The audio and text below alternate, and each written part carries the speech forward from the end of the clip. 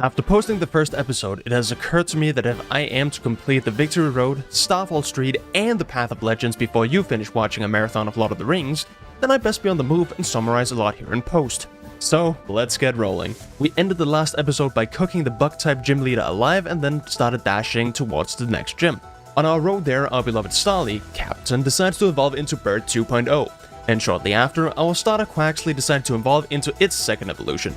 Named exactly how I feel about the Pokemon, Quax, well, after encountering the crab used for the secret Krabby Patty formula, and laying the absolute smackdown on that thing, Armin decides to join forces only for his shelter to make a plastic spoon look like more of an attacking threat. Alas, our fruitful battle against the oversized Clarf leads us to a cave containing what can only be explained as a pink marijuana plant. Arvin realizes that he owes me big time and he pays me with the only thing that can win any human's heart, food. Our journey then leads us to Outerzon, home of the second gym and placeholder of another, well thought out gym puzzle? After solving the puzzle that would leave the likes of Sherlock Holmes in shambles, we found ourselves being stared down by the grassy brother of Unovus Berg. Captain makes easy work of his two first Mons, but as Brasius threatens to send us his pseudo-voodoo, I let my Staravia stay in just to prove that my bird can handle his wood. Whether or not that makes me like Sneeko is for you to decide. But first, let me take a selfie. I don't care what anyone thinks, being called a filthy casual by an adult Elite Four member is never not going to be funny to me. He poetically asked me what compels me to strive for greatness and conquer the world as the most powerful trainer in this region, to which I say, the bit would be funny. Following our triumph in the grass gym, we start to make our way towards Levincia, home of the third gym. This is where I caught a Toadsquirrel, is what I would be saying if I caught one. I looked for it for an hour. That said, I did evolve our Mario Galaxy Mushroom into a pile of Tetris blocks, while our EMO friend grew into a teenager, while our Paw Patrol friend grew the ability to stand. Yes, this is the evolution. It just stands up. That's it. Despite a disappointing series of evolutions, Pokémon Scarlet and Violet were quick to bounce back and prove why they are the best game in the franchise, purely by the introduction of Clodsire, and yes, I will fight anyone who thinks otherwise. Before challenging the next gym, I had to make sure I picked out some fresh clothing and decided to go for a Scarlet color theme. The gym was an electric type gym, led by none other than Iona, a literal VTubing Twitch streamer, claiming that I don't have enough subscribers to even be in the same screen as her. Therefore, I feel like this is an appropriate time to remind you to subscribe to the channel. I'm trying to reach 1 bajillion subscribers by the end of the year, so consider helping the channel out and comment that you're part of the below 1 badge squad. For the gym challenge itself, I was presented with the hardest game of hide and seek I had ever played. And for the gym leader herself, well, she got cancelled on Twitter. I got a selfie though.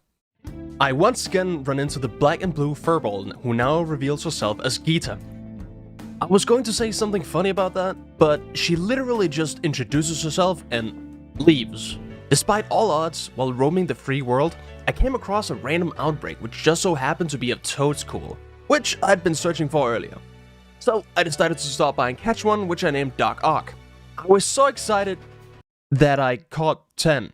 After successfully capturing the walking squid, I had my first encounter with one of the Team Star's bases, where I would be accompanied by none other than the gray-haired Elvis Presley.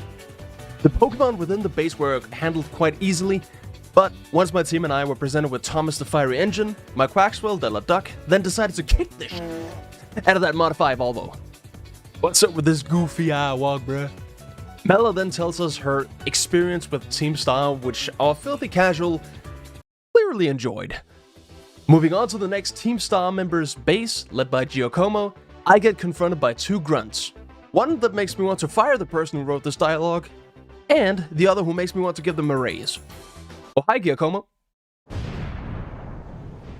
After another hard-fought victory, I started looking for the next hidden Pokemon. And after some minor inconveniences, excuse me, I found the giant stork, and one late Arvin arrival later, and now my Koraidon can swim. But before that, we get a heartfelt scene of Arvin and his ill Pokemon. After a quick stroll down the road, we find ourselves at the door of the water gym. The gym leader Kofi bursts out the building and rushes to a nearby town, and now we gotta go after him. After arguably the biggest misplay of my career, and nearly getting humbled by the gym leader's assistant, I quickly realize how weak our team is to water. Oh yeah, I caught a Charcadet by the way. Say hello to Percival. Since I'm very stubborn, I decided that we were gonna beat the gym with the power of friendship, and, well, my Pokemon wouldn't let down a friend, right? Right. After undeniably the hardest gym battle of our journey, we check off another box on the gym challenge, and get rewarded with the best selfie so far. Remember to subscribe.